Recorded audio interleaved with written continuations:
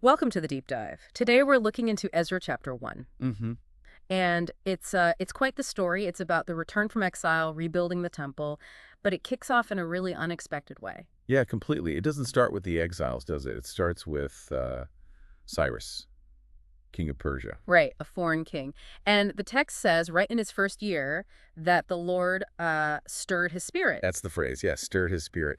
And it links it directly to prophecy, fulfilling the words spoken through Jeremiah. So it's not just politics. Not just some random decree, it's framed as, well, divinely prompted. Definitely. You have this powerful ruler, Cyrus, acting because, as the text puts it, the God of Israel moved him to fulfill a promise made years before. Okay, so his spirit is stirred, and then what? He makes a He proclamation. does, a big one, sends it throughout his whole kingdom, and gets it put down in writing, too. And the wording is, well, it's something else. He says the Lord, the God of heaven, gave him all the kingdoms. Exactly that. He uses this specific title, God of Heaven, acknowledging this sort of supreme divine authority. Which is pretty startling coming from him. It really is. And then he says, this same God appointed him, Cyrus, to build a temple for him in Jerusalem. Wow. So not just acknowledging God, but saying God gave him a job to do, building his Like, temple. Very specific job, yeah. Build the temple in Jerusalem, Judah. So flowing from that, Yeah. he gives permission, right, for the people to actually go back. Very clearly. Yeah. Anyone who belongs to God's people, wherever they are living, they can go. Go up to Jerusalem and build the temple of the Lord, the God of Israel. He even adds the God who is in Jerusalem. A clear green light. Go home, rebuild your sacred space. But it wasn't just permission. That's key. Yeah. The decree also commands support, Support? What kind of support? financial and material. He tells the people living nearby, these returning exiles, their neighbors, basically have to help them Help them how? with silver, gold, goods, livestock, and also free will offerings specifically for the temple project. So he's telling his subjects, you need to fund this rebuilding project for another people's God. Pretty much, yeah. Yeah. It makes you think, doesn't it? Why compel that? It shows how significant this decree was meant to be. And did people?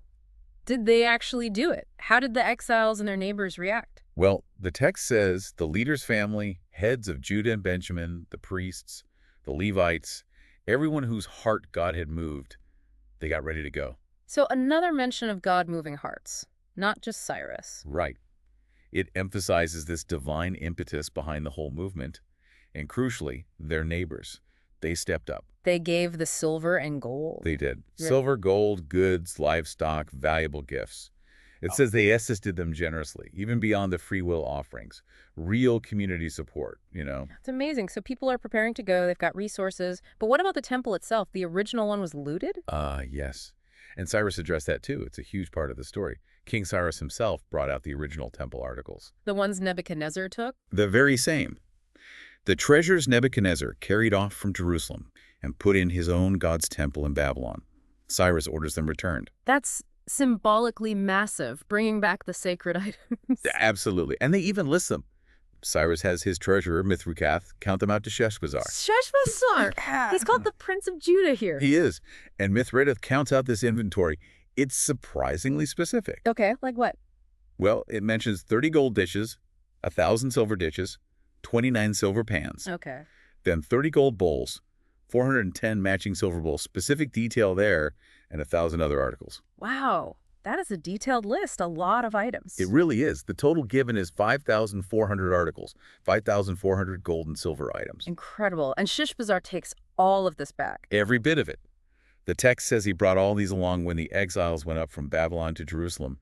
It's the return of their sacred heritage, tangible items. So when you look at Ezra 1, you've got this cascade of events. God moves Cyrus. Cyrus issues this unbelievable decree. Yeah, then permission, the command for support, the people responding because God moved them, neighbors helping out generously. And finally, the return of thousands of sacred objects, carefully inventoried and handed over. It completely turns expectations upside down, doesn't it? Restoration doesn't come from like an internal uprising or careful diplomacy by the exiles. Now, it comes from the top, from this foreign king who explicitly says the God of heaven told him to do it. Right. So maybe a thought to leave you with. How does this story challenge our ideas about power and how God works? Hmm. That the rebuilding, the restoration of identity and worship is initiated by an outsider, someone unexpected, who points directly to the God of Israel as his authority. And what about those 5,400 items? What does it really signify to get back not just some stuff, but such a vast, specific inventory of sacred treasures? What does that say about memory, identity, and what restoration truly means?